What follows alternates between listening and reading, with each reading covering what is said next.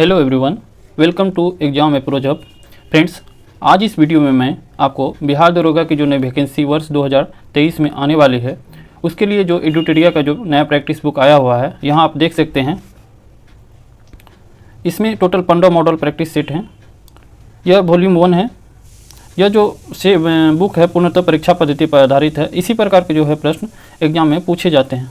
मैंने आपको set number 4 करवा दिया है, 4 तक करवा दिया है। अगर आपने सेट नंबर 4 तक नहीं देखा है तो देख लीजिएगा, लिंक डिस्क्रिप्शन बॉक्स में मिल जाएगा। आज इस वीडियो में हम लोग सेट नंबर 5 को डिस्कस करेंगे। पूरी व्याख्या के साथ मैं आपको डिस्कस कराऊंगा। ध्यानपूर्वक वीडियो को पूरा देखिए।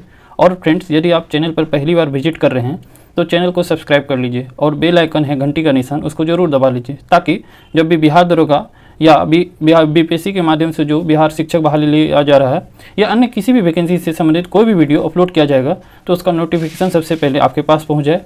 चलिए शुरू करते हैं। वीडियो अच्छा लगे तो लाइक तथा कमेंट जरूर कीजिए तथा अपने दोस्तों को जो ज़रूरतमंद है उसको जरूर शेयर कीजिएगा, ताकि उसका भी कुछ न कुछ लाभ हो। तो चलिए शुरू करते हैं। आज का पहला प्रश्न है,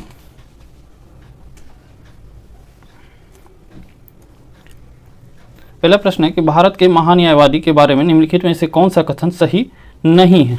तो कौन सा कथन सही नहीं है इसको देखते हैं। तो उसे केवल भारत के उच्चतम न्यायालय में सुनवाई करने का अधिकार है, ये कथन गलत है। वह उच्चतम न्यायालय का न्यायाधीश नियुक्त होने के लिए आहित यानी योग्यता रखता हो, सही है। वो भारत को सभी विधि संबंधी विषयों पर सलाह देगा, ये भी सही है। वो ऐसा पारिश्रमिक प्राप्त करता हो जो राष्ट्रपति अवधारित करे, यानी कि राष्ट्रपति के प्रसाद प्रयत्न हो। तो इसमें से जो इसका सही उत्तर होगा वो होगा ए नंबर, यानी भारत के महान्यायवादी के बारे में निम्नलिखित कौन सा कथन सही नहीं है। तो ये नंबर, उसे केवल उच्चतम न्यायालय में सुनवाई का अधिकार हो। केवल नहीं, वो भारत के किसी भी जो है उच्चतम न्यायालय या उच्च न्यायालय में सुनवाई कर सकते हैं, या राज्य क्षेत्र के सभी न्यायालयों में भी वो सुनवाई कर सकते हैं। देखिए, अगर महान्यायवादी की बात करें तो भाग 5 और आर्टिकल जो है इसका 76 में, आर्टिकल 76 में महान्यायवादी का चर्चा है, अटॉर्नी जनरल ऑफ इंडिया का।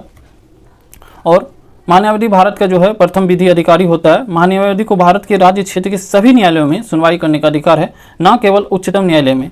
महान्यायवादी की जो नियुक्ति राष्ट्रपति करते हैं तथा वे राष्ट्रपति के प्रसाद पर्यंत पद धारण करते हैं, यानी राष्ट्रपति की इच्छा अनुसार वो पद धारण करते हैं, यानी इसका कार्यकाल नहीं होता। भारत के पहले अगर महान्यायवादी की बात करें तो वो थे MC सीतलवार, और अभी वर्तमान में कौन है? वर्तमान में R वेंकटरमणी। भारत के वर्तमान जो है महान्यायवादी अटॉर्नी जनरल R वेंकटरमणी, और पहले थे MC सीतलवार। और इसका आर्टिकल है आर्टिकल 76, अनुच्छेद 76 में इसकी चर्चा है। आइए दूसरे प्रश्न हम लोग देखते हैं। दूसरा प्रश्न है कि निम्नलिखित में से कौन सा मूल अधिकार का भाग नहीं है। कौन सा भाग नहीं है तो इसको देखते हैं। शिक्षा का अधिकार भाग है, अस्पृश्यता का अंत भाग है, अल्पसंख्यकों द्वारा शैक्षिक संस्थान स्थापित करने का अधिकार ये भी है, और पर्यावरण का संरक्षण ये नहीं है। ये जो है नीति निर्देशक का भाग है। तो भारतीय संविधान के भाग 3 में मौलिक अधिकार की चर्चा है। भाग 3 में मौलिक अधिकार की चर्चा, और अनुच्छेद की बात करें तो 12 से 35 तक मौलिक अधिकार का चर्चा है, फंडामेंटल राइट का। जिसे शिक्षा का अधिकार जो है उसका चर्चा है। शिक्षा का अधिकार का अगर आर्टिकल की बात करें तो इसको आर्टिकल 21 के क में जोड़ा गया था 86वां संविधान संशोधन के तहत। 86वां CC के तहत इसको जोड़ा गया था संविधान संशोधन के तहत। इसमें जो है 6 से 14 वर्ष के जो बच्चों को निःशुल्क और अनिवार्य शिक्षा उपलब्ध कराने का उनका मौलिक अधिकार है। वहीं अस्पृश्यता का अंत की बात करें तो ये है अनुच्छेद 17 में इसकी चर्चा है, आर्टिकल 17 में इसका चर्चा है। यानी छुआछूत संबंधी जो कानून है, यानी कोई भी आदमी अगर छुआछूत को मानता है तो उसके विरुद्ध जो है न्यायिक कार्रवाई की जाएगी। वही अल्पसंख्यकों के द्वारा शैक्षिक संस्थान स्थापित करने का अधिकार, इनकी चर्चा आर्टिकल 29 में है। आर्टिकल 29 में ये उनका मौलिक अधिकार है। और पर्यावरण का संरक्षण ये नीति निर्देशक तत्व का भाग है, नीति निर्देशक तत्व का भाग है। और इसका जो है आपको चर्चा नीति निर्देशक, इनका चर्चा जो है आर्टिकल 48 के क में है, 48 के क में है। वन्यजीव के रक्षा संबंधी धर्म नीति निर्देशक तत्व में शामिल है। वन्यजीव हो गया या आपको पर्यावरण संरक्षण हो गया, ये सब सभी को 48 के क में रखा गया है राज्य के नीति निर्देशक तत्व के अधीन। आइए तीसरा प्रश्न हम लोग देखते हैं।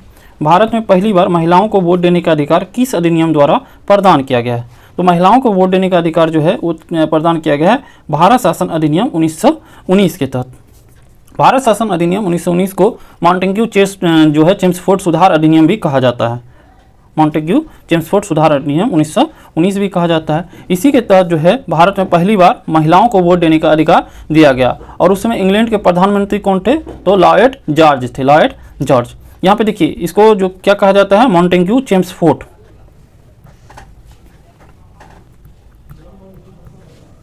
मॉन्टेग्यू और चेम्सफोर्ड, मॉन्टेग्यू चेम्सफोर्ड सुधार अधिनियम भी कहा जाता है। इसमें मॉन्टेग्यू जो थे वो भारत के सचिव थे, भारत सचिव। और वहीं फिर अगर चेम्सफोर्ड की बात करें तो चेम्सफोर्ड तभी के जो है वायसराय थे। चेम्सफोर्ड वायसराय और मॉन्टेग्यू जो थे भारत सचिव थे। आइए अगला प्रश्न हम लोग देखते हैं। अच्छा, चौथा प्रश्न है, भारतीय संविधान में गणतंत्रात्मक एवं प्रस्तावना में स्वतंत्रता, समता और बंधुता शब्द किस देश से लिया गया है?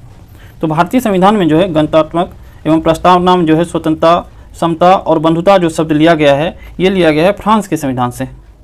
भारतीय संविधान में गणतंत्रात्मक प्रस्तावना, स्वतंत्रता, समता और बंधुता शब्द फ्रांस के लिया गया है। भारतीय संविधान में ऑस्ट्रेलिया से अगर बात करें तो प्रस्तावना की भाषा लिया गया है। दक्षिण अफ्रीका से अगर बात करें तो संविधान संशोधन आर्टिकल 368 लिया गया है। तथा जापान से विधि द्वारा स्थापित प्रक्रिया लिया गया है। जापान से क्या लिया गया है? विधि द्वारा स्थापित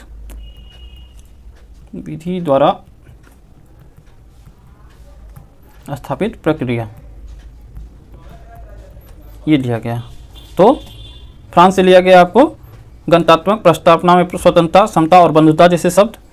ऑस्ट्रेलिया से प्रस्तावना की भाषा, दक्षिण अफ्रीका से संविधान संशोधन आर्टिकल 368 और जापान से विधि द्वारा स्थापित जो है प्रक्रिया। पांचवा प्रश्न देखते हैं हम लोग। निम्न में से कौन सा व्यक्ति 1946 में गठित अंतरिम जो है मंत्रिमंडल का सदस्य नहीं था? अंतरिम मंत्रिमंडल का सदस्य जो था ये आपको सी राजगोपालचारी, डॉक्टर राजेंद्र प्रसाद और जगजीवन राम जी थे। डॉक्टर राधाकृष्णन जी ये नहीं थे। तो इनका आंसर जो होगा डॉक्टर एस राधाकृष्णन होगा, क्योंकि यहाँ पे नहीं चुनना हम लोगों को कौन से व्यक्ति 1946 में गठित अंतरिम मंत्रिमंडल सदस्य नहीं थे, तो डॉक्टर एस राधाकृष्णन नहीं थे। कैबिनेट मिशन योजना के आधार पर 24 अगस्त 1946 को जो है घोषणा के तहत नवनिर्वाचित संविधान सभा द्वारा 2 सितंबर 1946 को भारत की अंतरिम सरकार का गठन किया गया। तो कब किया गया था? 2 सितंबर 1946 को। 1946 को 2 सितंबर 1946 को जो है अंतरिम जो है मंत्रिमंडल का गठन किया गया था। अंतरिम सरकार का गठन किया गया। इसमें सी गोपालचारी जो है शिक्षा मंत्री थे। ये थे आपको शिक्षा मंत्री, एजुकेशन मिनिस्टर सी गोपालचारी। डॉक्टर राजेंद्र प्रसाद खाद्य एवं कृषि मंत्री थे, खाद्य एवं कृषि मंत्री, कृषि मंत्री, खाद्य एवं कृषि मंत्री थे। जगजीवन राम श्रम मंत्री थे, जगजीवन राम श्रम मंत्री थे। और डॉक्टर एस राधाकृष्णन इस प्रथम आंतरिक जो है राष्ट्रीय सरकार के सदस्य नहीं थे। तो इसका आंसर जो है एस राधाकृष्णन होगा। आइए छठा प्रश्न देखते हैं कि कौन सा सही सुमेलित है। सही सुमेलित हम लोग को देखना है। तो संघ राज्य क्षेत्र का प्रशासन अनुच्छेद 239 सही है। राष्ट्रपति को किसी विधेयक पर अनुमति देने का अधिकार, ये अनुच्छेद 111, ये भी सही है। संसद के सत्र, सत्रावसान और विघटन अनुच्छेद 85 में ये तीनों का चर्चा है। संसद के सत्र, सत्रावसान और विघटन यानी समाप्त करने का, जो समाप्त भी लोकसभा हो सकता है और राज्यसभा नहीं, तो इसके चर्चा अनुच्छेद 85 में, यानी तीनों सही है, सभी सही हैं। अगला प्रश्न हम लोग देखते हैं। 7वां प्रश्न है,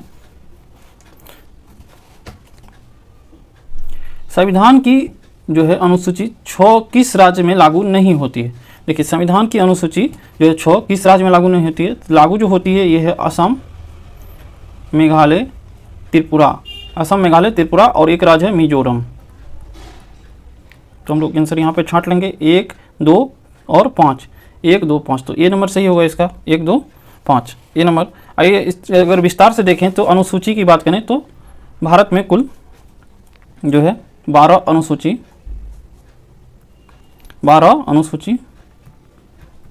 भारतीय संविधान में 12 अनुसूची, 395 आर्टिकल, अनुच्छेद और भाग जो है 22 भाग हैं।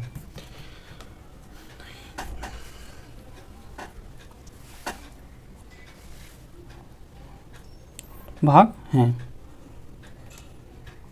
और इस प्रश्न में संविधान के 6 मतलब अनुसूची 6 में किस राज्य में लागू नहीं होता? तो लागू नहीं होता किसमें? सिक्किम में और मणिपुर में। तो इसका आंसर होगा 3 और 4। इसका आंसर डी नंबर होगा। 3 और 4 में लागू नहीं होता। असम, मेघालय, त्रिपुरा और मिजोरम है। आइए एक एक अनुसूची के बारे में देखते हैं। तो पहले अनुसूची में है, प्रथम अनुसूची में, इसमें भारतीय संघ के जो है घटक राज्य यानी 28 राज्य और 8 केंद्र शासित प्रदेश की चर्चा है। दूसरी अनुसूची की बात करें तो दूसरी अनुसूची में जो है भारतीय राज्य व्यवस्था के विभिन्न पदाधिकारी यानी राज्यपाल हो गया, राष्ट्रपति, राज्यपाल, लोकसभा अध्यक्ष, उपाध्यक्ष, राज्यसभा के सभापति, उपसभापति इत्यादि का जो है आपको पेंशन यानी वेतन का चर्चा है। तो दूसरे में क्या है? पेंशन। आप दूसरे को इस तरह से भी याद रखिएगा, रुपया की तरह 2 को लिख के, तो इससे याद रहेगा। 12 अनुसूची में तीसरी अनुसूची में जो है, तीसरे में है आपको शपथ का। इसमें विभिन्न पदाधिकारियों जैसे मंत्री, उच्चतम एवं उच्च न्यायालय के न्यायाधीश द्वारा जो पद ग्रहण करने के समय जो शपथ ली जाती है उसकी चर्चा तीसरी अनुसूची में। चौथी अनुसूची में जो है आपको राज्यों तथा संघीय क्षेत्रों के जो है राज्यसभा में प्रतिनिधित्व का विवरण यानी सीटों का बंटवारा, ये चौथे में है। सीटों का बंटवारा चौथे अनुसूची में। 5वीं अनुसूची में विभिन्न जो है अनुसूचित क्षेत्रों, अनुसूचित जनजाति के प्रशासन और नियंत्रण के बारे में है। और 6ठी अनुसूची जिसका चर्चा अभी प्रश्न में किया गया है कि असम, मेघालय, त्रिपुरा और मिजोरम जैसे राज्यों में जनजातीय क्षेत्रों के प्रशासन के बारे में प्रावधान किया गया है। 7वीं अनुसूची की बात करें तो 7वीं अनुसूची में इसमें केंद्र एवं राज्यों के बीच शक्तियों का बंटवारा। 7वीं अनुसूची याद करने के लिए इसको बांट देंगे, 7 को तो ऐसे ही लिखते हैं ना, केंद्र एवं राज्यों के बीच शक्तियों का बंटवारा। और 8वीं अनुसूची की बात करें तो 8वीं अनुसूची में है क्या? भारत के जो है 22 भाषाओं की चर्चा। भारत के 22 भाषाओं की चर्चा, जिसमें पहले जो जब संविधान बना था तो 14 भाषाएं थी और 15वीं भाषा के रूप में आपको किसको जोड़ा गया? सिंधी को। 15वीं भाषा के रूप में जो है आपको सिंधी को जोड़ा गया। कब जोड़ा गया? तो 21वां संविधान संशोधन, 21वां संविधान संशोधन के द्वारा जो है आपको 1967 में सिंधी को जोड़ा गया 15वीं भाषा के रूप में। फिर 1992 में 71वां संविधान संशोधन,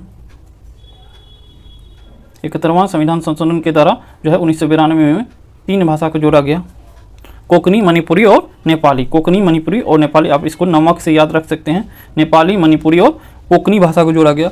तो और फिर 2003 में 92वां संविधान संशोधन, 92वां संविधान संशोधन 2003 में जो है 4 भाषा को जोड़ा गया, बोडो, डोंगरी, मैथिली और संथाली। बोडो, डोंगरी, मैथिली एवं संथाली। बोडो, डोंगरी, मैथिली, संथाली। और ये कब जोड़ा गया? तो 92वां संविधान संशोधन, 92वां संविधान संशोधन 2003 को जोड़ा गया हमारे संविधान में। और हमारे संविधान में वर्तमान में कितनी भाषाएं हैं? तो 22 भाषाएं हैं। मूल संविधान में 14 भाषाएं थी, अभी वर्तमान में 22 भाषाएं हैं। आइए 8वां प्रश्न हम लोग देखते हैं। निम्नलिखित में कौन सा भारत का जो है, कौन सा एक भारत का संविधान का संघीय लक्ष्य नहीं है? कौन सा भारत का संविधान का संघीय लक्ष्य नहीं है? इसमें देखेंगे तो लिखित संविधान है, कठोर संविधान नहीं, कठोर नहीं है, आंशिक कठोर और आंशिक लचीला है, न्यायपालिका का सर्वोच्चता है, केंद्र एवं राज्य के मध्य शक्तियों का वितरण है। बिल्कुल, केंद्र एवं राज्यों के बीच शक्तियों का वितरण। तो 1, 3 और 4, 1, 3 और 4 आंसर में नहीं दिया हुआ, हम लोग जो है प्रिंटिंग में से 1, 3 और 4 होगा। क्योंकि हमारा संविधान जो है आंशिक कठोर, आंशिक लचीला है, केवल कठोर नहीं है, आंशिक कठोर और आंशिक लचीला, आंशिक कठोर और आंशिक लचीला। तो केवल कठोर नहीं है। तो इसका जो आंसर होगा 1, 3, 4 होगा, जो कि ऑप्शन में नहीं दिया गया है, तो प्रिंटिंग में ही होगा। आइए 90 नंबर का प्रश्न हम लोग देखते हैं। निम्नलिखित में से किस राज्य के विधानसभा के सीटों की संख्या सर्वाधिक है? किसकी जो है आपको विधानसभा सीटों की संख्या सर्वाधिक है? अगर सर्वाधिक की बात करें तो सर्वाधिक तो है विधानसभा सीट, वो तो उत्तर प्रदेश का है, परंतु 400 प्लस है वहाँ पे। परंतु यहाँ पे ऑप्शन में देखते हैं तो उत्तराखंड में कितना है? 70, हिमाचल प्रदेश की बात करें तो हिमाचल प्रदेश में 68, अरुणाचल प्रदेश में 60 सीट हैं और मिजोरम में है 40 सीट। तो ऑप्शन के हिसाब से सबसे ज़्यादा उत्तराखंड में जो है आपको विधानसभा सीटों की संख्या सर्वाधिक है। बिहार के दृष्टिकोण से देखें तो बिहार में जो है टोटल 243 विधानसभा सीट है, टोटल जो है विधानसभा सीट। अगर आपको विधान परिषद की बात करें तो विधान परिषद जो कि बिहार में 6 मतलब राज्यों में विधान परिषद जिसमें बिहार भी है, इसमें 75 सीट है विधान परिषद में। लोकसभा में बिहार में 40 सीट है और राज्यसभा में बिहार में 16 सीट है। टोटल विधानसभा में 243, विधान परिषद में 75 सीट बिहार के दृष्टिकोण से, लोकसभा में 40 और राज्यसभा में 16 सीट बिहार को प्राप्त है। आइए हम लोग 10वां प्रश्न देखते हैं कि राज्यों में मुख्यमंत्री सहित मंत्री परिषद में मंत्रियों की न्यूनतम संख्या क्या हो सकती है। देखिए 51वां संविधान संशोधन 2003 के द्वारा यह निर्धारित किया गया था कि मंत्रियों की संख्या कितनी हो सकती है, मैक्सिमम 15% हो सकती है, 15% हो सकती है। और लेकिन न्यूनतम कितनी हो सकती है, न्यूनतम 12 हो सकती है। भारतीय संविधान के अनुच्छेद 164 के क में मंत्रिपरिषद में मंत्रियों की संख्या के बारे में उपबंध है, यानी 164 के क में ये उपबंध दिया गया है। इसके अनुसार किसी राज्य के मंत्रिपरिषद में मुख्यमंत्री सहित मंत्रियों की कुल संख्या उस राज्य के विधानसभा के सदस्यों का कुल कितना % होना चाहिए, ये 15% होना चाहिए। और इसको कब जोड़ा गया, 51वां संविधान संशोधन 2003 के तहत जोड़ा गया है। परंतु किसी राज्य में मुख्यमंत्री सहित मंत्रियों की संख्या 12 से कम नहीं होना चाहिए। मुख्यमंत्री सहित कितना कम मतलब होना चाहिए, तो 12, उससे कम नहीं होना चाहिए। 11वां प्रश्न है कि संयुक्त राष्ट्र की आधिकारिक भाषा की संख्या कितनी है। आधिकारिक भाषा की संख्या यहाँ पे 6 है। कौन कौन भाषा है भाई, तो सबसे पहले अंग्रेजी, अरबी, अंग्रेजी है, अरबी है, चीनी है, फ्रांसीसी है, रूसी भाषा है, रूसी भाषा, और लास्ट में स्पेनिश। देखिए अंग्रेजी भाषा है, अरबी भाषा है, चीनी है, फ्रांसीसी, रूसी और स्पेनिश, यानी कुल 6 भाषाओं का प्रयोग जो है आपको संयुक्त राष्ट्र में किया जाता है। और संयुक्त राष्ट्र की स्थापना कब किया गया था, 24 अक्टूबर 1945 को किया गया था। इसका मुख्यालय कहाँ है, न्यूयॉर्क में, अमेरिका, न्यूयॉर्क। आइए 12वां प्रश्न देखते हैं। तुलाल या थुलाल एक ही नाम है, किस राज्य की एक एकल व्यंग्यात्मक नृत्य है। मतलब किस राज्य की नृत्य है तुलाल या थुलाल। देखिए तुलाल और थुलाल जो है केरल राज्य का नृत्य है, प्रसिद्ध जो है नृत्य है, वहाँ की शास्त्रीय नृत्य में से एक है। यह एकल नृत्य है। इस नृत्य के उद्भव का क्षेत्र केरल के प्रसिद्ध कवि जो है, केरल के जो इसका जो कौन उद्भव किए हैं, कौन इसकी खोज किए हैं, तो उनका नाम है कंचन नाम्बियार।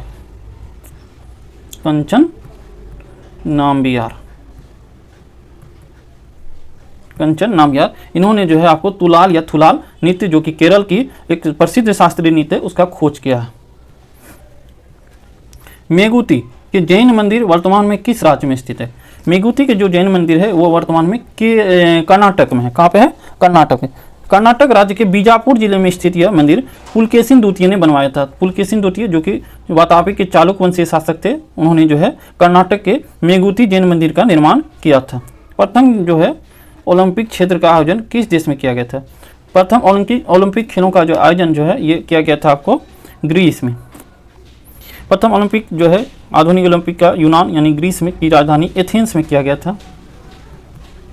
कहीं कहीं ऑप्शन में एथेंस भी रहेगा आपको, तो ग्रीस यानी यूनान की राजधानी एथेंस में किया गया था। और ये कब किया गया था, 1896 में किया गया था। वर्ष 2002 की बात करें तो वर्ष 2002 में कहाँ हुआ था, ये 2020 में कहाँ हुआ था, टोक्यो जापान में हुआ था, जिसमें जो है भारत की ओर से 1-2 का 4 यानी 1 गोल्ड, 2 जो है सिल्वर और 4 ब्रॉन्ज, टोटल 7 मेडल जीता गया था भारत की ओर से, टोटल 7 मेडल। और 2024 की बात करें तो 2024 में कहाँ होगा, पेरिस में, फ्रांस में जो है 2024 में इसका आयोजन किया जाएगा। 2020 में टोक्यो जापान में हुआ था। और जो है आपको प्रथम ओलंपिक खेल का आयोजन 1896 में कहाँ हुआ था, एथेंस में हुआ था, ग्रीस की राजधानी एथेंस में। अगला प्रश्न है the struggle for India soul के लेखक हैं? तो द स्ट्रगल फॉर इंडिया के लेखक हैं शशि थरूर, कांग्रेस के प्रसिद्ध नेता शशि थरूर। अगर हम सलमान जो है खुर्शीद की बात करें तो सलमान खुर्शीद का जो प्रसिद्ध बुक जो हाल फिलहाल में आया है sunrise over Ayodhya, sunrise over Ayodhya, sunrise over Ayodhya, ये सलमान खुर्शीद का बुक है। और अगर लॉरेन एसर की बात करें तो उनका भी एक प्रसिद्ध बुक आया हुआ है, उनका नाम है terms and condition, terms and conditions, terms and condition, ये है लॉरेन एसर की बुक। 16वां प्रश्न, लेट मी से इट नाउ पुस्तक के लेखक कौन है? लेट मी से इट नाउ के पुस्तक के लेखक हैं राकेश मारिया, राकेश मारिया। प्रीति सुना की बात करें तो प्रीति सुना का जो एक प्रसिद्ध बुक है a place called home, a place called home, a place called home है। बिमल जलान की बात करें तो बिमल जलान के एक जो बुक हाल फिलहाल में आया है, चर्चा में था, the India story, India story, Bimal Jalan की बुक है। और बिल गेट्स की अगर बात करें तो बिल गेट्स का एक प्रसिद्ध बुक जो कि कोरोना काल में आया था कि how to prevent the next pandemic, how to prevent the next pandemic.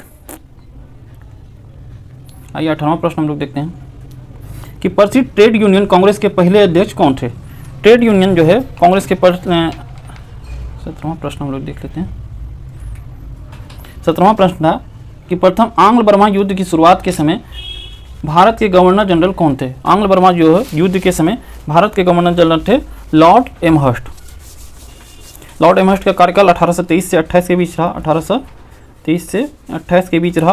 और उन्हीं के समय जो है इसके समय प्रथम आंग्ल बर्मा युद्ध 1824-26 में हुआ था, 24-26 में प्रथम आंग्ल बर्मा युद्ध हुआ था लॉर्ड एमहर्स्ट के समय।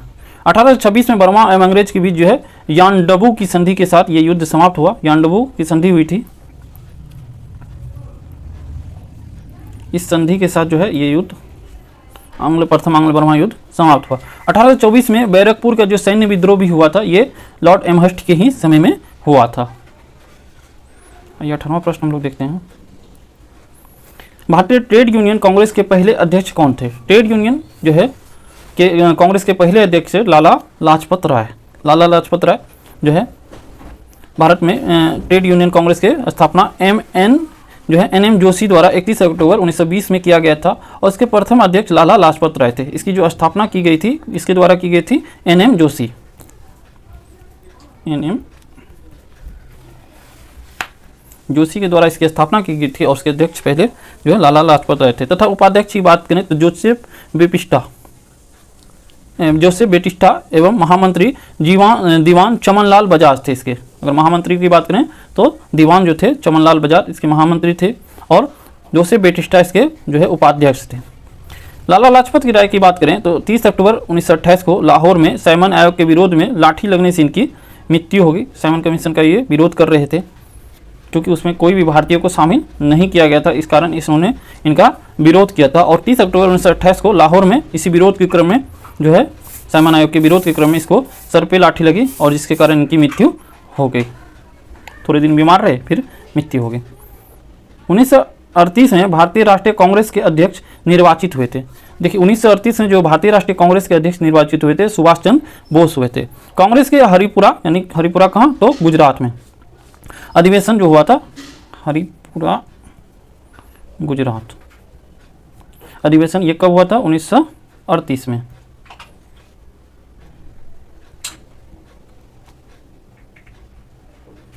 1938 में हुआ था। इसके जो अध्यक्ष कौन थे? सुभाष चंद्र बोस थे। वर्ष 1939 में त्रिपुरी अधिवेशन में भी पट्टाभी सीतारामैया को, जो कि आपको पट्टाभी सीतारामैया के समर्थक कौन थे? तो गांधी जी थे, अध्यक्ष पद पर निर्वाचित हुए। मतलब पट्टाभी सीतारामैया को हराकर फिर 1939 में त्रिपुरी अधिवेशन हुआ था। त्रिपुरी अधिवेशन में भी सुभाष चंद्र बोस अध्यक्ष बने पट्टाभी सीतारामैया को हरा के, परंतु कार्यकारिणी के गठन के प्रश्न पर गांधी जी से मतभेद के कारण उन्होंने त्याग पद दे दिया। गांधी जी से मतभेद हो गया क्योंकि गांधी जी जो है पट्टाभी सीतारामैया के समर्थक में थे और परंतु सुभाष चंद्र बोस त्रिपुरी अधिवेशन 1939 में जो है कांग्रेस के अध्यक्ष बने। इस कारण जो है मतभेद हो गया गांधी जी से, जिसके कारण जो है सुभाष चंद्र बोस ने अपना त्यागपत्र दे दिया। और बाद में फिर जो है राजेंद्र प्रसाद जो है कांग्रेस के त्रिपुरी अधिवेशन के अध्यक्ष बने। राजेंद्र प्रसाद जो है त्रिपुरी अधिवेशन के अध्यक्ष बने। अगला प्रश्न देखते हैं कि पाकिस्तान के लिए अलग राज्य आंदोलन का नेतृत्व किसने किया था। अलग राज्य के लिए जो आंदोलन का नेतृत्व किया था ये कहते हैं वहाँ के जो है मोहम्मद अली जिन्ना ने। मार्च जो है 1940 को मुस्लिम लीग की अधिवेशन लाहौर में हुआ था। इसकी अध्यक्षता मोहम्मद अली जिन्ना ने की। इस अधिवेशन में जो है भारत से एक अलग जो है राष्ट्र पाकिस्तान की मांग की गई। जिन्ना ने अधिवेशन में भाषण देते हुए कहा था कि वे अलग एक मुस्लिम राष्ट्र के अतिरिक्त और कुछ भी स्वीकार नहीं करेंगे। यानी कि जिन्ना का एक ख्वाहिश था कि वो मुसलमानों के साथ ही अपना राष्ट्र का जो है निर्माण करेंगे, जिनका नाम उन्होंने पाकिस्तान देना था। खैर अभी तो हम लोग सभी जानते हैं कि पाकिस्तान की क्या स्थिति है, पूरे विश्व में कटोरा लेके घूम रहा है भीख मांगने के लिए। सर्वोदय शब्द का प्रयोग सर्वप्रथम किसने किया था।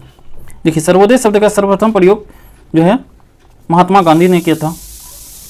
सर्वोदय शब्द का सर्वप्रथम प्रयोग महात्मा गांधी ने किया था। विनोबा भावे द्वारा गांधी जी के आदर्शों के प्रचार के लिए सर्वोदय समाज की स्थापना की गई थी। सर्वोदय समाज की अगर बात करें, सर्वोदय समाज की स्थापना इन्होंने विनोबा भावे ने की थी, लेकिन सर्वोदय शब्द का सर्वप्रथम प्रयोग महात्मा गांधी के द्वारा हुआ।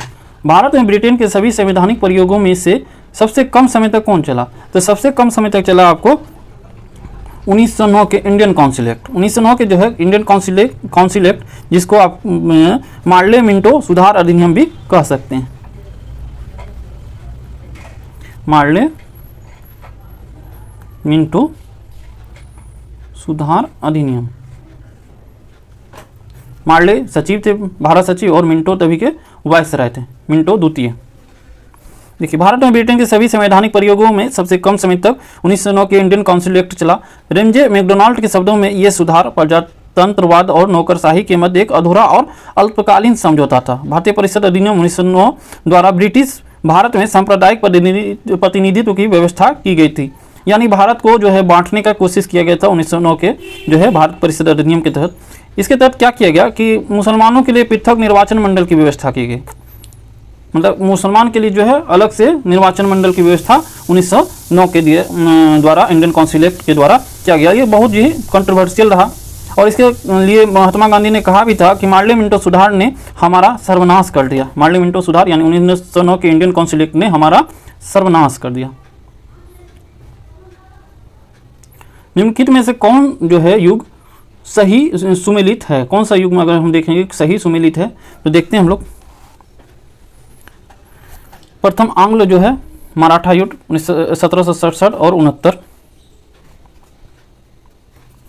प्रथम आंग्ल मराठा युद्ध 1767 69 ये गलत है, क्योंकि प्रथम आंग्ल मराठा युद्ध जो हुआ था वो 1775 से 82 के बीच हुआ था। 1775 और 82 के बीच।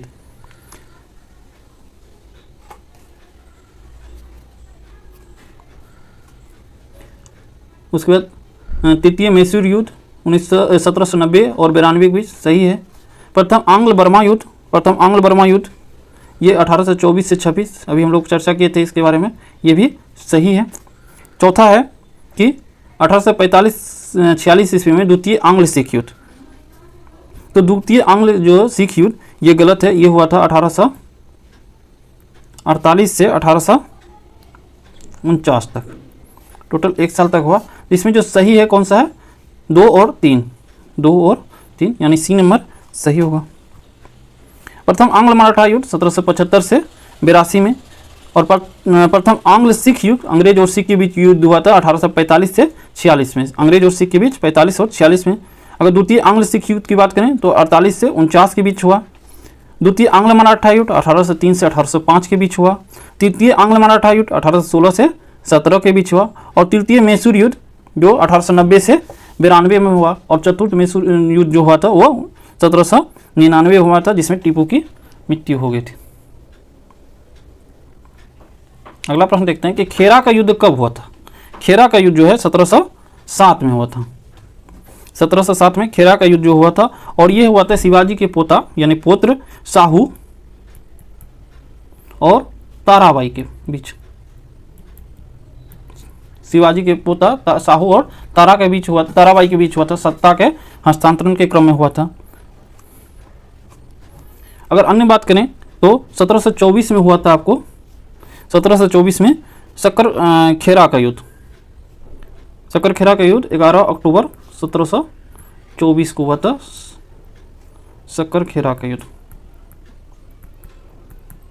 सक्करखेरा का युद्ध। और ये युद्ध जो हुआ था हैदराबाद के निजामुल मुल्क और जो है मुगल सूबेदार मुबारिज खां के बीच। मुगल सूबेदार मुबारिज खां और आपको हैदराबाद के जो निजाम थे निजामुल मुल्क के बीच हुआ था सक्करखेरा का युद्ध। कब हुआ था? 11 अक्टूबर 1724 को।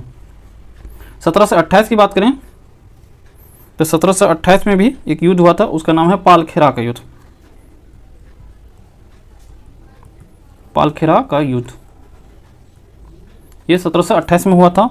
और ये युद्ध जो हुआ था मराठा जो पेशवा थे बाजीराव प्रथम और हैदराबाद के निजाम आसफ जहां के बीच। आसफ जहां और मराठा पेशवा आपको बाजीराव प्रथम के बीच।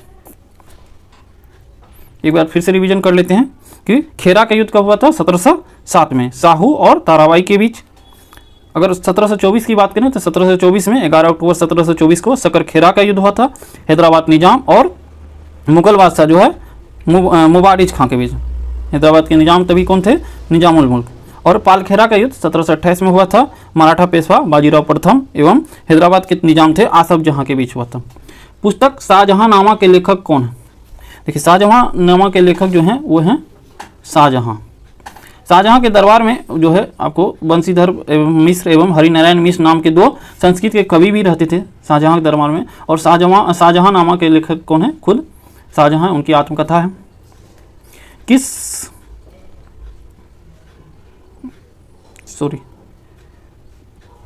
पुस्तक शाहजहांनामा के लेखक हैं इनायत खां। कौन है? इनायत खां। किस मुगल शासक के दरबार में दो प्रसिद्ध संस्कृत कवि वंशीधर मिश्र और हरिनारायण मिश्र रहते थे? ये रहते थे शाहजहां के दरबार में, वंशीधर मिश्र और हरिनारायण मिश्र। 25 नंबर का जो है आंसर होगा। शाहजहांनामा के लेखक इनायत खां हैं और वंशीधर मिश्र और हरिनारायण मिश्र ये शाहजहां के दरबार में रहते थे और संस्कृत के प्रसिद्ध कवि थे। निम्न में से कौन सा कवि सुगुन संप्रदाय से संबंधित नहीं है? सुगुन संप्रदाय से संबंधित जो कवि हैं नहीं है वो है कबीर। कबीर जो थे निर्गुण संप्रदाय के थे। बाकी अन्य कवि की बात करें तो तुलसीदास, चैतन्य और सूरदास ये सभी जो थे सुगुन संप्रदाय के थे और कबीर निर्गुण संप्रदाय के थे।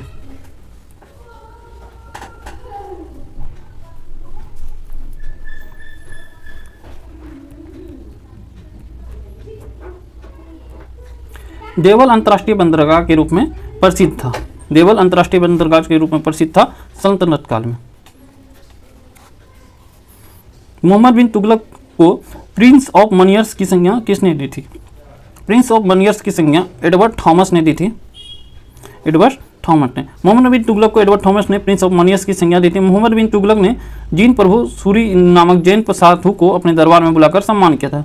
देखिए मोहम्मद बिन तुगलक को जो है आपको पागल सनकी जो है पागल बादशाह, सनकी बादशाह भी कहा जाता था। इनके कुछ जो है कार्य ऐसे थे जिनके कारण जो है वहाँ की जनता जो है त्राही त्राही करती थी। सैंधव सभ्यता का महान स्नानागार कहाँ से प्राप्त हुआ है? सैंधव सभ्यता का महान स्नानागार मोहनजोदड़ो से प्राप्त हुआ है। सैंधव सभ्यता के महान स्नानागार जो है मोहनजोदड़ो से प्राप्त हुआ है। इसकी लंबाई अगर बात करें तो उत्तर से दक्षिण 55 मीटर, चौड़ाई पूर्व से पश्चिम दिशा की ओर 33 मीटर। इसके मध्य स्थित स्नान कुंड जो है 11.88 मीटर 11.88 मीटर है तथा लंबा के बात करें तो 7.01 मीटर और चौड़ाई की बात करें तो 2.43 मीटर चौड़ाई है। किस वेद में सभा और समिति को प्रजापति की दो पुत्रियां कही गई है?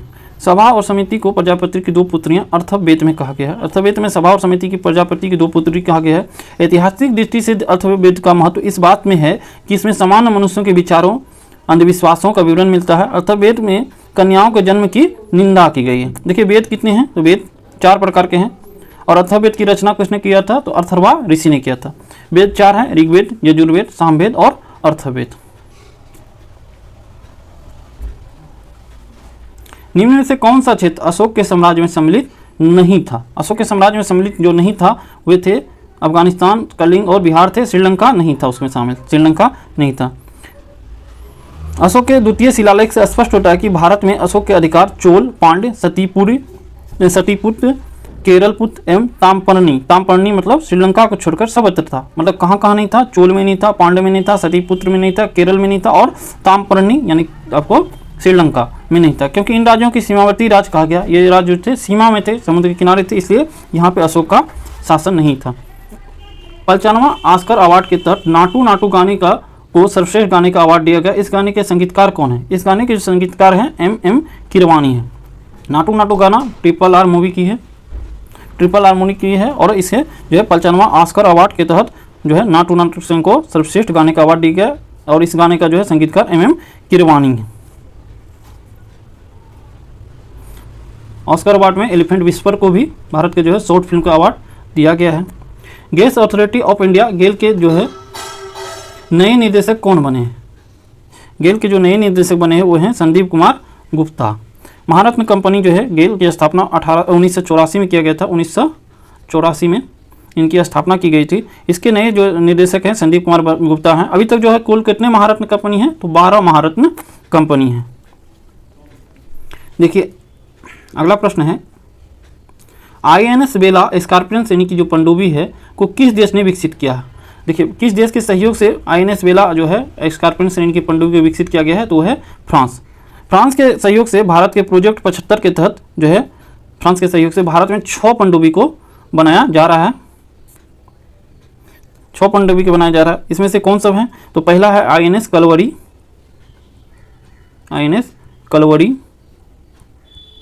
INS कलवरी, फिर INS खंडेरी, INS करंज, INS बेला, INS वागीर, और छठा है INS वागसीर।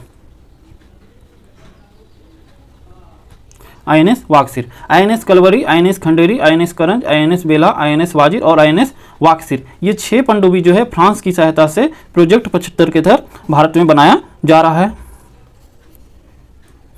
फ्रांस से हम लोगों ने राफेल जो है लड़ाकू विमान भी प्राप्त किया है। 36वां क्वेश्चन देखते हैं कि हाल ही में आए मेडस तूफान का नामकरण किस देश के द्वारा किया गया? देखिए मेडस तूफान का नामकरण जो किया गया है ये किया गया आपको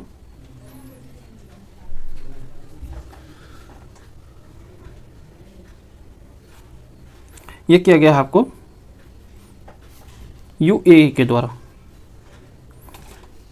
UAE यूनाइटेड स्टेट अमीरात के द्वारा जो है इसका नामकरण किया गया। मेडस तूफान जो है हाल ही में तमिलनाडु और आंध्र प्रदेश, भारत के जो क्षेत्र है तमिलनाडु आंध्र प्रदेश में आया था। इस तूफान की उत्पत्ति बंगाल की खाड़ी में हुआ था। इस तूफान का नामकरण UAE के द्वारा किया गया है।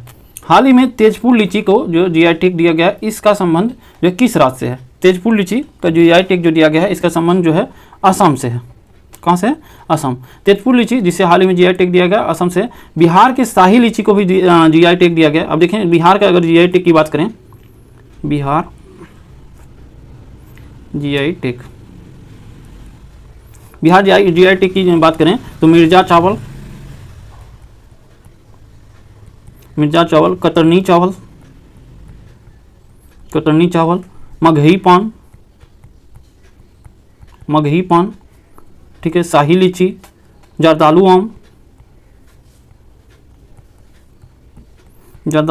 इत्यादि को जो है GI टैग दिया गया है। मधुबनी पेंटिंग ये सब जो है इनको GI टैग दिया गया है। मिर्चा चावल हो गया, कतरनी चावल हो गया, मगही पान हो गया, जर्दालू आम हो गया, शाही लीची हो गया, इन सभी को जो है GI टैग बिहार के में दिया गया है। और तेजपुर लीची कहाँ का है? तो असम का। हाल ही में बालकृष्ण जोशी का निधन हो गया, इसका संबंध किस क्षेत्र से था? तो बालकृष्ण जोशी का निधन हो गया और इसका जो निधन हुआ था 24 जनवरी 2023 को हुआ था, और इसका जो संबंध वास्तुकला से है, वास्तुकला से। प्रिजर अवार्ड जो है मतलब जीते हुए थे बालकृष्ण जोशी। अंतर्राष्ट्रीय सौर गठबंधन के नए अध्यक्ष कौन बने हैं? अंतर्राष्ट्रीय सौर गठबंधन के नए अध्यक्ष बने हैं RK सिंह। इसका मुख्यालय कहाँ है? तो गुरुग्राम हरियाणा में, और इसकी स्थापना अंतर्राष्ट्रीय सौर संगठन की स्थापना 2015 में किया गया था। फ्रांस एवं भारत के सहयोग से इसका गठन किया गया था, और इसका जो है मुख्यालय है गुरुग्राम हरियाणा में। इसके वर्तमान अध्यक्ष कौन है? RK सिंह है। जलदूत ऐप किस मंत्रालय द्वारा जारी किया जाता है? जलदूत ऐप जो है ग्रामीण विकास मंत्रालय द्वारा जो है लॉन्च किया जाता है, किसके द्वारा? तो ग्रामीण विकास मंत्रालय द्वारा। भारत तथा अमेरिका के मध्य जो है 7वां संगम अभ्यास जो है आयोजन कहाँ किया गया? संगम अभ्यास का जो आयोजन गोवा में किया गया। कहाँ पे? गोवा में। भारत अमेरिका के बीच अन्य अभ्यास की बात करें तो तर्कस होता है, तर्कस है, युद्ध अभ्यास भी है, युद्ध अभ्यास है। साथ ही क्वाड के बीच में जो है क्वाड देश, जिसमें अमेरिका, क्वाड में अमेरिका भी है आपको, उसके साथ जो है मालाबार अभ्यास होता है, मालाबार क्वाड देशों के बीच, अमेरिका, ऑस्ट्रेलिया और भारत, ये जो है क्वाड के, और जापान क्वाड के सदस्य हैं, इनके साथ जो है मालाबार का भी अभ्यास होता है। 42वां प्रश्न देखते हैं हम लोग। भारत पाकिस्तान सीमा पर सुरक्षा के उद्देश्य से बीएसएफ द्वारा कौन सा ऑपरेशन चलाया गया? बीएसएफ के द्वारा जो ऑपरेशन चलाया गया इसको कहा जाता है operation alert. BSF Bharat Pakistan पर जो है अधिक सुरक्षा के दृष्टिकोण से ऑपरेशन अलर्ट चलाया गया है। जलवायु परिवर्तन प्रदर्शन सूचकांक 2023 में कौन सा देश प्रथम स्थान पे? प्रथम स्थान पे है डेनमार्क। जलवायु परिवर्तन प्रदर्शन सूचकांक में प्रथम स्थान पर डेनमार्क, जबकि भारत को 8वां स्थान प्राप्त हुआ है। आम बजट 2023-24 के तहत मनरेगा के लिए कितनी राशि आवंटित की गई? मनरेगा के लिए जो आवंटित राशि है वो है 60 करोड़। 60 करोड़ मनरेगा के लिए आवंटित राशि है, जबकि जल जीवन मिशन के लिए जो है 70 करोड़ है। जल जीवन के लिए 70 करोड़ जो है आवंटित की गई है।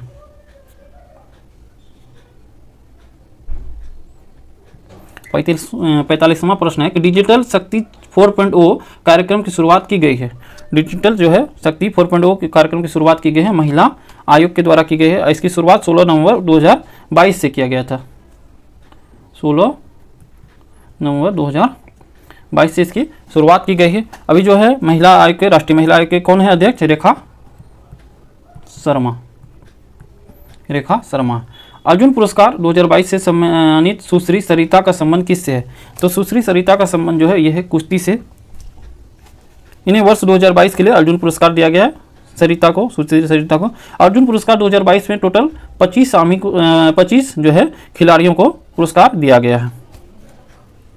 फीफा अंडर जो है 20 महिला विश्व कप 2023 का आयोजन किया जाएगा। इसका आयोजन जो किया जाएगा ये किया जाएगा आपको कोस्टारिका में। कहाँ पे? कोस्टारिका में। फीफा अंडर जो है 20 महिला जो है विश्व कप का 2023 का आयोजन कोस्टारिका में किया जाएगा। और फीफा अंडर 20 पुरुष विश्व कप का जो है आयोजन इंडोनेशिया में किया जाएगा। यहाँ पे किया जाएगा पुरुष का, और यहाँ पे महिला का, और यहाँ पे पुरुष का अंडर 20 का। इंडोनेशिया की नई राजधानी नूर संतारा है। महिला सशक्तिकरण पर G20 का सम्मेलन कहाँ पे आयोजित किया गया? महिला सशक्तिकरण पर G20 का जो है सम्मेलन आगरा में किया गया। कहाँ पे? आगरा में। आगरा में किया गया। 11 से 12 फरवरी को महिला सशक्तिकरण पर G20 के देशों का जो है 2 दिवसीय सम्मेलन आगरा में किया गया था। इस सम्मेलन की अध्यक्षता जो है फिक्की के नए अध्यक्ष डॉक्टर रेड्डी के द्वारा किया गया था। फिक्की के जो नए अध्यक्ष हैं डॉक्टर रेड्डी, उनके द्वारा किया गया। विश्व दाल दिवस प्रतिवर्ष कब मनाया जाता है? विश्व दाल दिवस 16 फरवरी को मनाया जाता है। और WHO ने 2023 को 2016 में जो है बाजरा थी दाल दिवस मनाया गया था WNO के द्वारा, UNO के द्वारा, और UNO ने 2023 को जो है बाजरा दिवस के रूप में घोषित किया।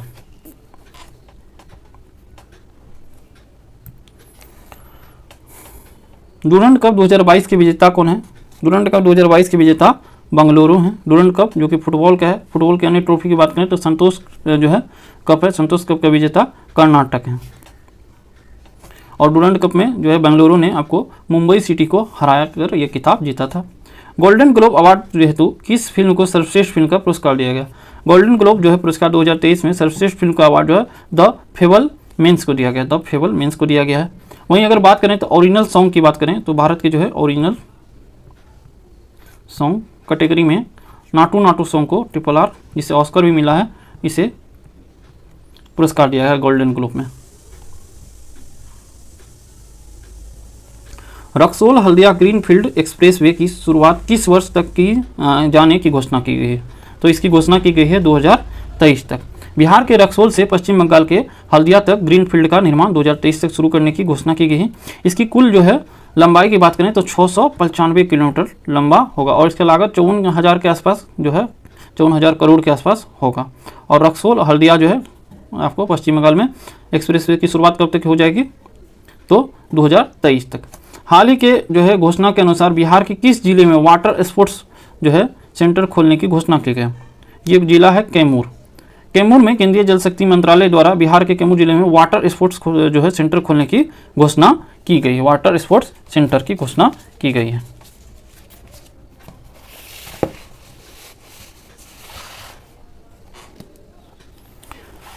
अगला प्रश्न है, अभी हाल ही में किस पार्टी को राष्ट्रीय पार्टी का दर्जा दिया गया है?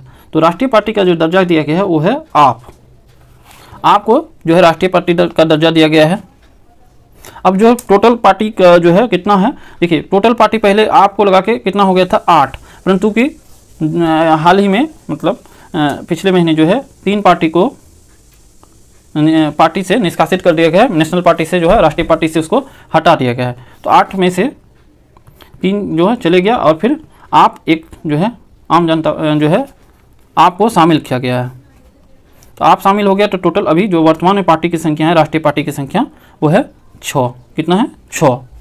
अभी जो शामिल पार्टी है इसमें जो है भारतीय जनता पार्टी है, भारतीय राष्ट्रीय कांग्रेस है, बहुजन समाज पार्टी है, भारतीय कम्युनिस्ट पार्टी है, नेशनल पीपुल्स पार्टी है और एक ये आम जनता की पार्टी।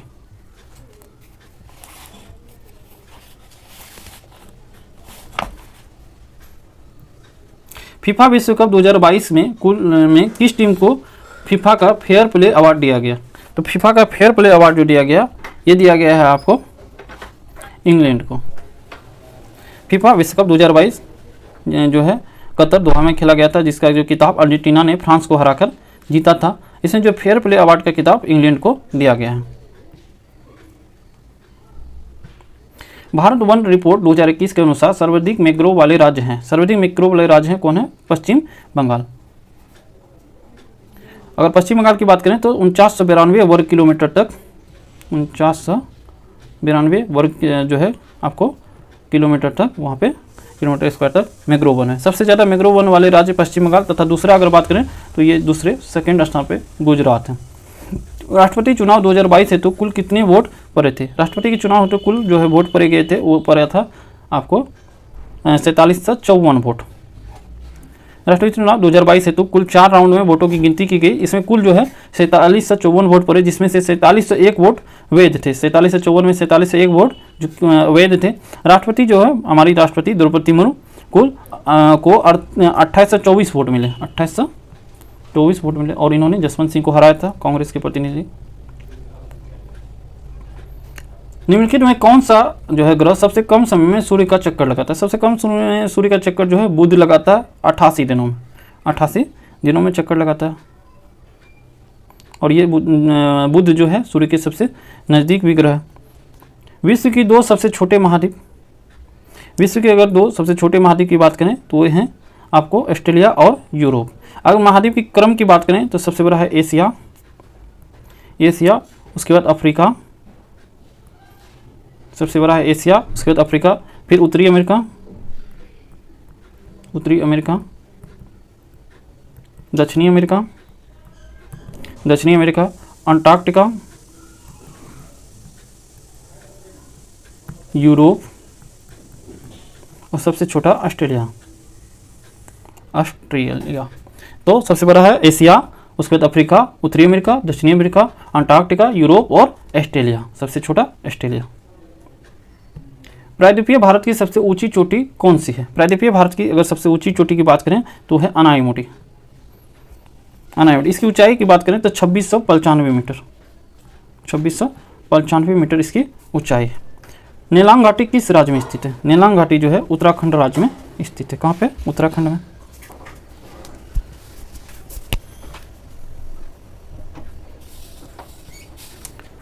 नीली क्रांति की शुरुआत किस जो है पंचवर्षीय योजना के दौरान की गई थी? नीली क्रांति के जो है शुरुआत 5वीं पंचवर्षीय योजना के तहत किया गया था। नीली क्रांति यानी मछलियों एवं उत्पादों को बढ़ाने हेतु नीली क्रांति को अपनाया गया। इसकी शुरुआत जो है 5वीं पंचवर्षीय योजना और ये जो है 1970 में की गई थी। हरित क्रांति की बात करें तो हरित क्रांति खाद्यान्न से संबंधित है।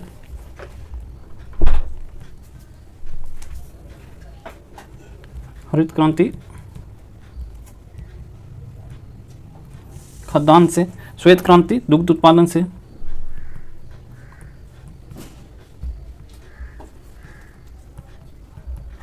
दुग्ध उत्पादन से। पीली क्रांति तिलहन से,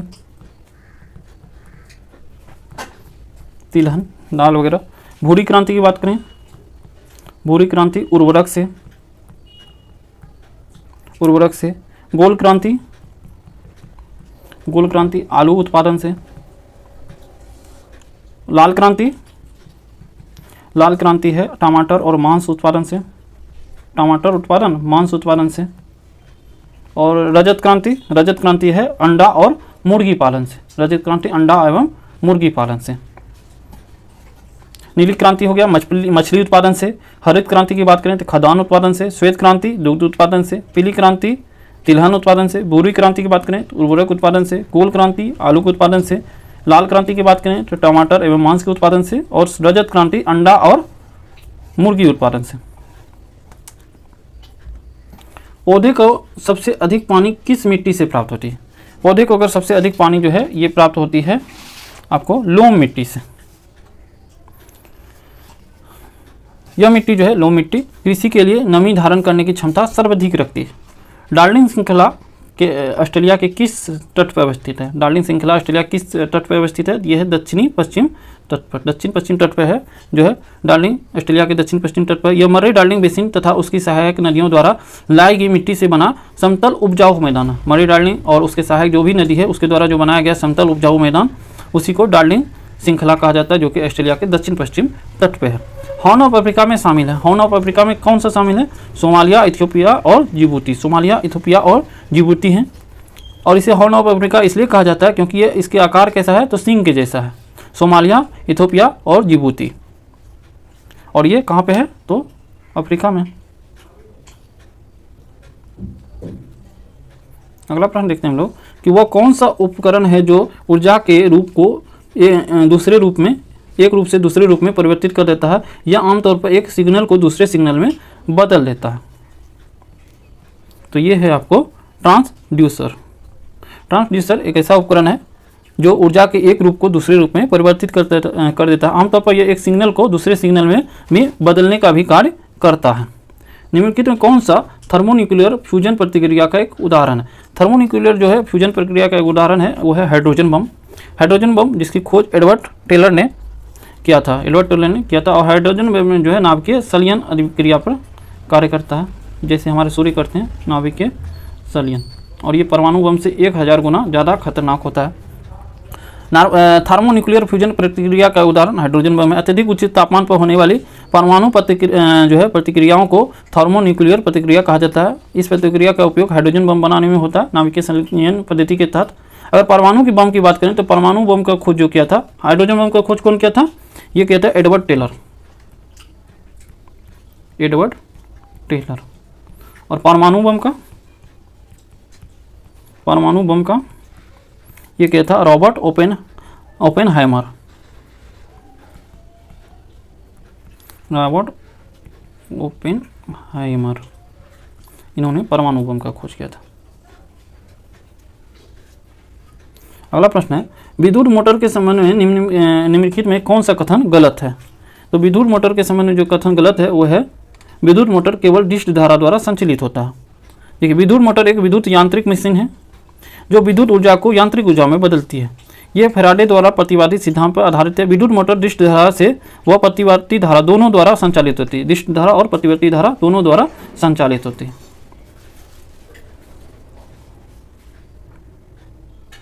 ओम का नियम डैश और डैश के बीच संबंध को वर्णन करता है। तो ओम का नियम जो है किसके किसके बीच? तो विद्युत धारा और विभवांतर के बीच, विद्युत धारा और विभवांतर के बीच जो है संबंध का वर्णन करता है। यानी आई समांतर है किसके? भी के। अगला प्रश्न है निम्नलिखित में से कौन सा कथन न्यूटन के गति के तीसरे नियम को सही है? देखिए, न्यूटन के गति के तीसरे नियम बल एक ही निकाय में लागू होता है, नहीं गलत है। बल एक ही निकाय पर विपरीत दिशा में लागू होता है, ये भी गलत है।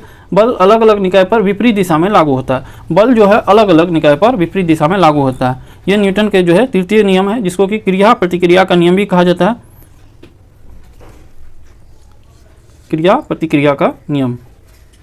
अगला प्रश्न है, निम्नलिखित में किस प्रकार की किरणें पृथ्वी के वायुमंडल में प्रवेश नहीं कर पाती है। देखिए वायुमंडल में प्रवेश नहीं कर पाती वो है एक्स किरणें।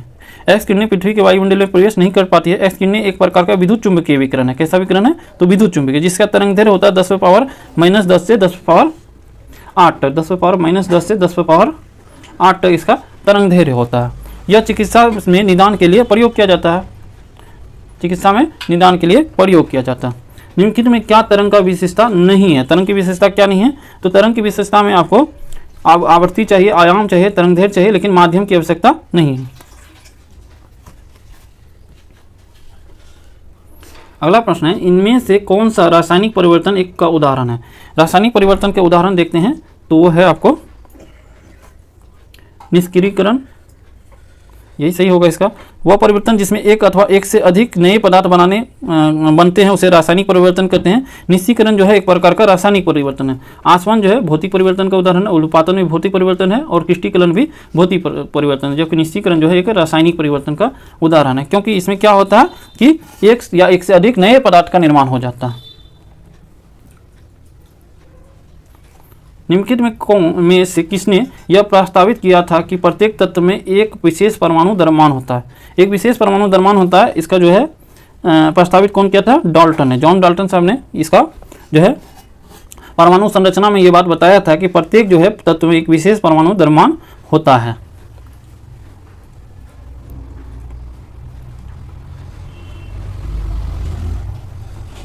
अगला प्रश्न देखते हैं, लोहे को कठोर और मजबूत बनाने के लिए इनमें से क्या मिलाया जाता है?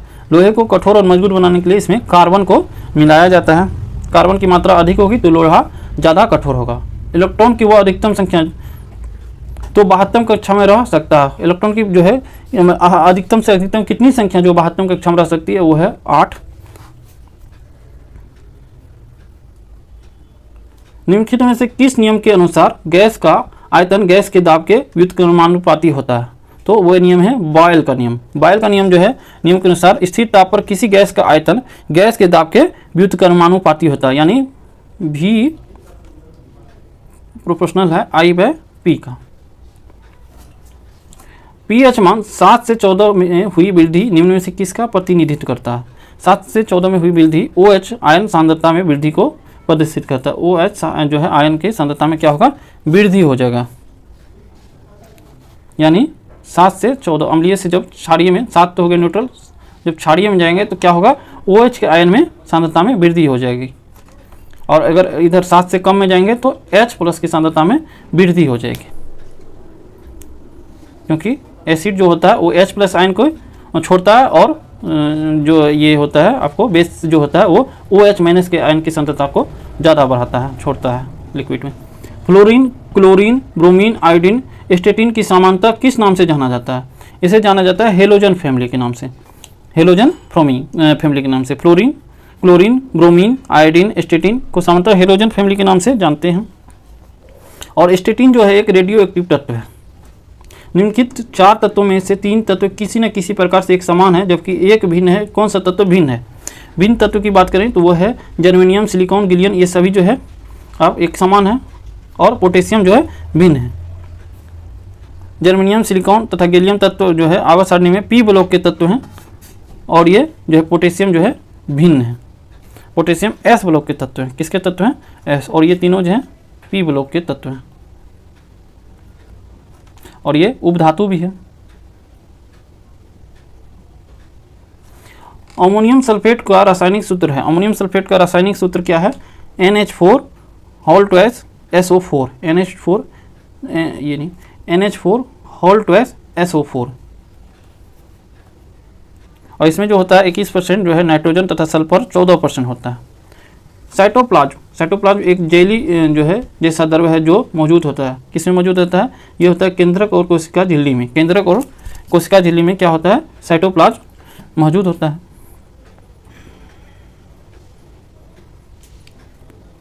किस प्रकार के ऊतक में एक समान कार्य करने वाले विभिन्न प्रकार की कोशिकाएं होती है? वो होती है जटिल ऊतक में। जटिल ऊतक में एक ही प्रकार के विशेष कार्य करने वाले विभिन्न प्रकार की कोशिका का एक जटिल ऊतक कहलाता है, जटिल समूह होता है। जैसे जाइलम और फ्लोएम एक प्रकार का जटिल ऊतक है। जाइलम का क्या काम है? जल का निर्वहन करना, और फ्लोएम का क्या काम है, जो खनिज पदार्थ है जो मतलब पेड़ पौधे के लिए आवश्यक है, प्रकाश संश्लेषण प्रक्रिया द्वारा जो बनती है उसका निर्वहन करना, मतलब पौधे के हर एक क्षेत्र में पहुंचाना। और जाइलम का जल, जो कि जड़ से पौधे के हर एक क्षेत्र में पहुंचाना। जीन उत्परिवर्तन निम्नलिखित में किसके कारण होता है? जीन उत्परिवर्तन जो होता है ये होता है आपको नाइट्रोजनिक क्षार के अनुक्रम में परिवर्तन के कारण। अगला प्रश्न हम लोग देखते हैं।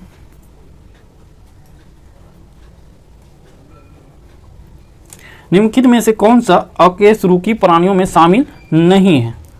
कौन सा शामिल नहीं है? तो ये है आपको सरीसृप। सरीसृप जो है इसमें अकेशरुकी प्राणी में शामिल नहीं है। जिन जंतु में मेरुदंड नहीं होता वे अकेशरुकी जंतु कहलाते हैं। जिन प्राणियों में मेरुदंड पाया जाता है उन्हें केशरुकी जंतु कहा जाता है। अकेशरुकी जंतु की बात करें तो अकेशरुकी जंतु जो है एयरक्रीड है, स्पंज है, कीट है, मोलास्का है, आर्थ्रोपोडा है।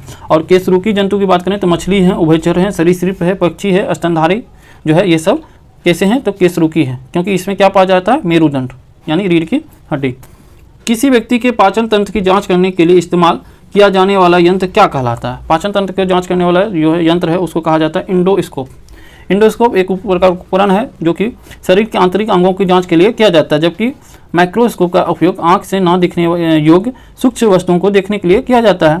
तथा रेडियोग्राफ जो है, रेडियोग्राफ इसका उपयोग चिकित्सा के विभाग में एक्सरे के रूप में की जाती है, एक्सरे के विभाग में। और इंडोस्कोप का उपयोग जो है आपको पाचन तंत्र यानी कि पाइप के द्वारा मुंह में डाल के इसे पेट में डाला जाता है और उसके तहत पाचन तंत्र की जांच की जाती है। और इंडोस्कोप में कैमरा लगा रहता है पाइप में। निम्नलिखित में से मानव मस्तिष्क का वह हिस्सा कौन सा है जिसमें विचारों का संग्रह होता है? विचारों का संग्रह जो होता है कहाँ होता है? अग्र मस्तिष्क में। मानव में अग्र मस्तिष्क अति विकसित होता है। समस्त बुद्धि, चेतना, इच्छा शक्ति, ज्ञान, स्मृति, वाणी, चिंतन एवं विचार संग्रह का केंद्र होता है कौन? अग्र मस्तिष्क। अतः यही पढ़ने, लिखने, बोलने, सोचने, समझने, भविष्य नियोजन आदि की क्षमता प्रदान होता है। अग्र मस्तिष्क हंसने, रोचने, मलमूत्र त्याग आदि जो है प्रतिवर्ती क्रियाओं का भी नियंत्रण करता है। यह संवेदी सूचनाओं के प्रसारण केंद्र का भी कार्य करता है कौन? अग्र मस्तिष्क। किस जंगम जोड़ की दो हड्डियों के बीच पाए जाने वाले स्नेहक पदार्थ को क्या कहते हैं? किसी जंगम जोड़, मूवेबल जॉइंट जो होता है, मूवेबल जॉइंट जैसे, तो उसमें जो है हड्डियों के बीच जो स्नेहक पदार्थ पाया जाता है उसको क्या कहा जाता है? उसको कहा जाता है आपको साइनोवियल द्रव। साइनोवियल द्रव पाया जाता है। 89 नंबर का प्रश्न देखते हैं कि आयोडीन निम्न में से किसके संश्लेषण के लिए आवश्यक है? तो आयोडीन जो है आपको थायरोक्सिन के संश्लेषण के लिए आवश्यक है। थायरोक्सिन थायराइड ग्रंथि द्वारा स्थापित होता है। आयोडीन की कमी से थायरोक्सिन ग्रंथि फूल जाती है, जिसे क्या कहते हैं? गलकंड यानी ग्वाइटर रोग होता है। किस विटामिन की कमी से बच्चों में रिकेट्स नामक बीमारी होता है? बच्चों में रिकेट्स नामक बीमारी विटामिन डी की कमी के कारण होता है। अगर विटामिन ए की बात करें रेटिनोल की, तो रेटिनोल से रतौंधी होता है। विटामिन बी से बेरी रोग होता है। विटामिन बी से बेरी। विटामिन ए से रतौंधी, आंख संबंधी जो भी समस्या होगा विटामिन ए से होगा। और विटामिन सी से अगर बात करें तो विटामिन सी से स्कर्वी रोग होता है। स्कर्वी रोग होता है विटामिन सी से। और ए से आपको रिकेट्स बच्चों में होता है, पैर का मुड़ जाना। मानव में बैक्टीरिया के संक्रमण का सबसे आम इलाज क्या है? बैक्टीरिया के संकलन का सबसे आम इलाज जो है वो है एंटीबायोटिक, जो जीवाणु से विकसित होता है, कवक और जीवाणु से विकसित होता है। निम्नलिखित में कौन सा उत्पादन एकाधिकारकारी प्रतियोगिता को सूचित करता है? एकाधिकारी प्रतियोगिता को सूचित करता है कौन? 1 और 2 यानी विभेदी उत्पाद और क्रेताओं को विक्रेताओं की बड़ी संख्या। अगला प्रश्न है कि संयुक्त राष्ट्र विभाग कार्यक्रम यूएनडीपी का मुख्यालय कहाँ है? यूएनडीपी का मुख्यालय जो है वो है न्यूयॉर्क में, अमेरिका न्यूयॉर्क में जो है यूएनडीपी का मुख्यालय है। और ये इसका काम जो होता है गरीबी उन्मूलन, असमानता को कम करने हेतु काम करता है। इसके अलावा देश के विकास को बढ़ावा देने के लिए नीतियों, नेतृत्व कौशल, साझेदारी क्षमताओं तथा संस्थागत क्षमताओं के विकास के लिए भी लचीलापन मदद करता है कौन? UNDP, united nation development programme. न्यायपूर्ण वितरण एवं समानता के साथ विकास किस पंचवर्षीय योजना में सर्वोच्च प्राथमिकता दिया गया था? तो ये 9वीं पंचवर्षीय योजना। 9वीं पंचवर्षीय योजना में सर्वोच्चता थी कि प्राथमिक न्यायपूर्ण वितरण एवं समानता के साथ विकास को दिया गया था। भारतीय बीमा विनियामक एवं विकास प्राधिकरण यानी इरडा का मुख्यालय कहाँ? इसका मुख्यालय जो है वो है हैदराबाद में। इरडा का जो मुख्यालय कहाँ पे है? और ये है हैदराबाद में। और यह एक स्वायत्त और वैधानिक निकाय है जिसे बीमा का विनियमित और बढ़ावा देने का काम किया जाता है। आइए कुछ मैथ का प्रश्न है उसको हम लोग देख लेते हैं। वह छोटी से छोटी संख्या क्या होगी जिसमें 12, 15, 21, 36 और 48 से भाग देने पर 7 शेष बचे?